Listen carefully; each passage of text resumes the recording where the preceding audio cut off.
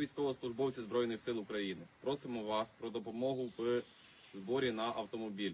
Він для нас життєво необхідний, так як нам потрібно проводити і доставку особового складу на вогневі позиції, і БК, і потрібно нам доставляти продовольство, також евакуацію проводимо цими автомобілями. Попередній автомобіль в нас знешкоджений був 2-3 тижні тому.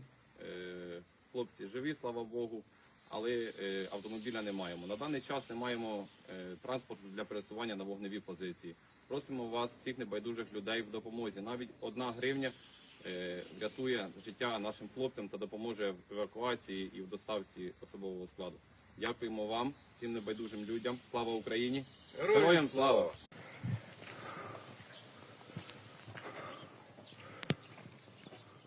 Знайшов.